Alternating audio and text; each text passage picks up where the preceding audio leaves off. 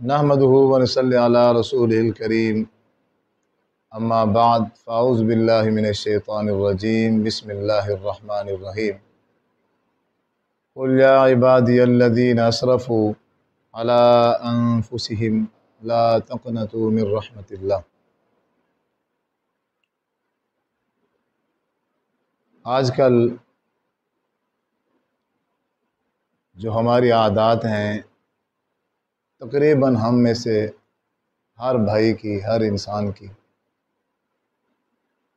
वो ये है कि हम अपने आप को छोड़कर दूसरे में ऐब तलाश करते हैं। हम में से हर इंसान की यही कोशिश है, या फिर उसकी ये ख्वाहिश है कि जो मेरे सामने वाला है ये ठीक हो जाए। वो आलिम है, वो मुफ्ती है, कारी है, प्रोफेसर है, डॉक्टर है, इंजीनियर है, किसी भी तबके का है, तो हर बंदे की ख्वाहिश है कि ये जो मेरा सामने वाला है ये ठीक हो जाए। एक या फिर उसी के अंदर ऐब तलाश करेगा। हम में से शायद कि किसी को याद हो कि उसने कभी अकेले बैठकर अपने ऐब तलाश किए हों, अपने बारे में ये सोचा हो कि मैं ठीक हो जाऊं, अपने बारे में ये सोच और ये ख्याल आया हो कि मेरी सलाह हो जाए। हम एक एक घंटे की तकरीर करते हैं, दो दो घंटे की, और उसमें हमारी सारी की सारी कोशिश ये होती है कि मेरे सामने वाले जितने बैठे हैं सारे के सारे बिल्कुल हकीकी मुसलमान बन, ये बिल्कुल ठीक हो जाए। और दो दो घंटे, और ये समझाते समझाते 40-40 साल, 50 साल, 30 साल, 20 साल हो गए हमें यही मेहनत करते हुए कि सामने वाले सारे के सारे क्या हो जाए, ठीक हो जाए।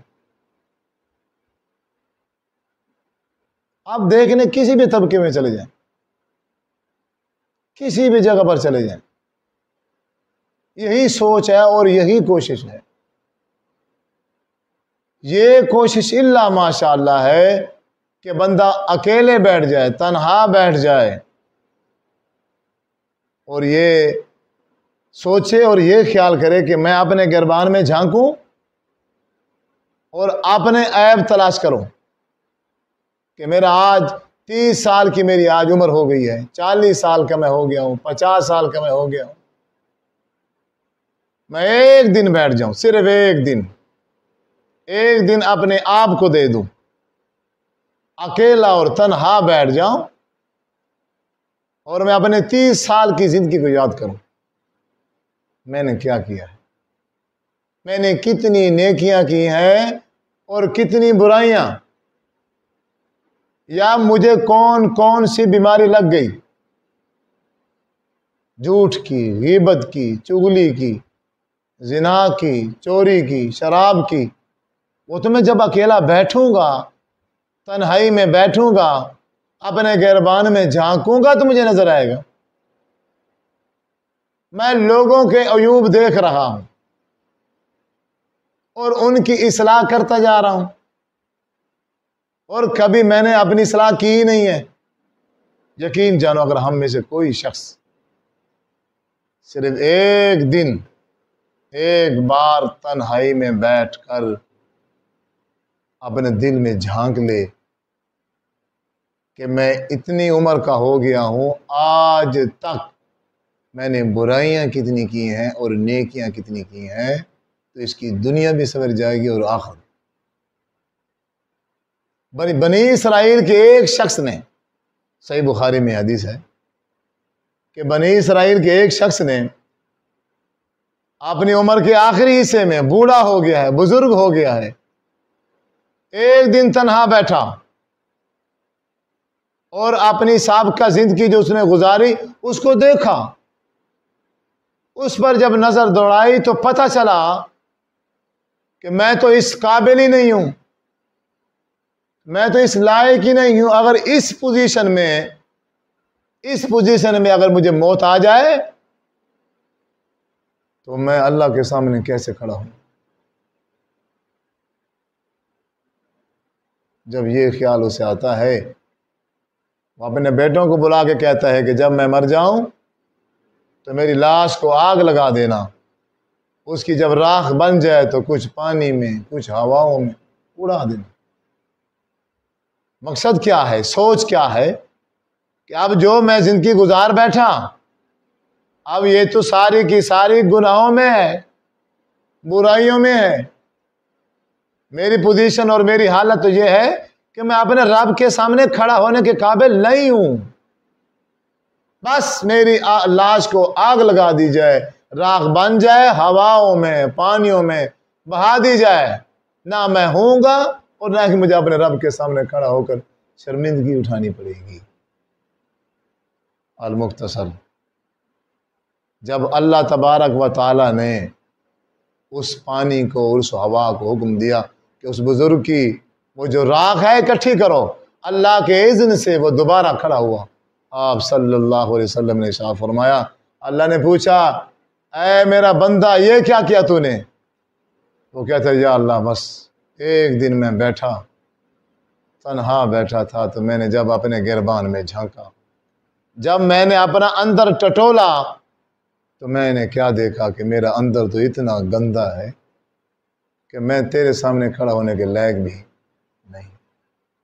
ये सब मैंने इसलिए किया कि ना मैं होऊंगा और ना ही या अल्लाह तेरे सामने मुझे खड़ा होना पड़ेगा। आप सल्लल्लाहु अलैहि वसल्लम ने शाह फरमाया कि अल्लाह फरमाएगा, तुझे शर्म आ गई ना, तूने दुनिया में बैठकर तन्हाई में अपना हिसाब किया ना, अपना मुहासबा किया, तुझे अपने किए पर शर्मशारी हुई, नदामत हुई, बस एहसास हो गया ना तुझे कि मैंने जो किया है वो गलत किया है। मेरा एक रब है, मरने के बाद जो मुझे सजा देगा, जजा देगा। तू डर गया मेरी हाजिरी से, बस जा, मैंने तुझे माफ कर दिया। एक दिन सिर्फ 50 साल की जिंदगी में, 60 साल की जिंदगी में, 70 साल की जिंदगी में, 30 साल की जिंदगी में, अगर हम में से कोई शख्स अपने आप को एक दिन दे दे, सिर्फ एक दिन, कि तन्हा बैठकर अपना अंदर चेक कर ले कि मैं क्या हूं और किस पोजीशन पर मैं खड़ा हूं। किसी को देखने की जरूरत नहीं है। और हमारी आदत बन चुकी है, चल सो चल दुरूस, चल सो चल तकारीर, लेक्चर पे लेक्चर है, नसीहत पे नसीहत, वाज पे वाज, सारी सारी रात, सारा सारा दिन, और वाज सुनने वाले भी, वाज करने वाले भी, सबकी ख्वाहिश ये है कि जो हमारे सामने वाले हैं ये ठीक हो जाए। अपने आप को कोई नहीं देता। एक दिन बनी इसराइल के एक केफल नामी शख्स ने,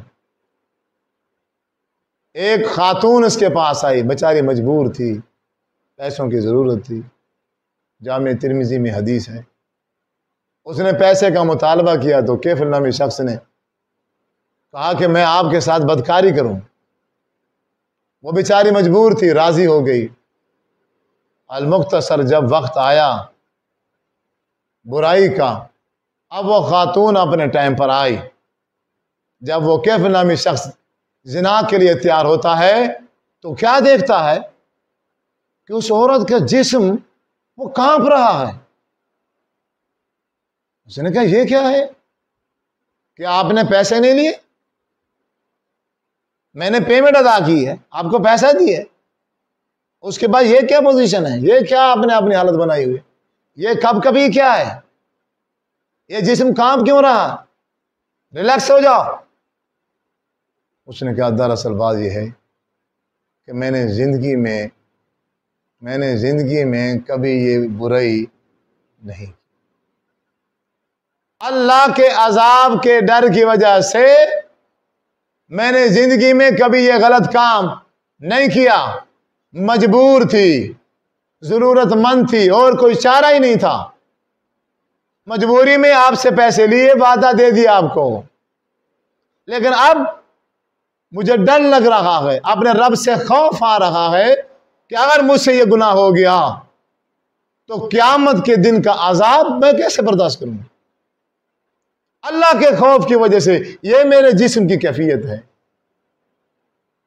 उस केफिर नामी शख्स ने कहा कि अभी तक तूने गुनाह किया नहीं है, अभी तक गुनाह हुआ नहीं है, और तेरी ये पोजीशन, और तेरे मुकाबले में मैं जिसकी सारी जिंदगी गुनाहों में कट गई।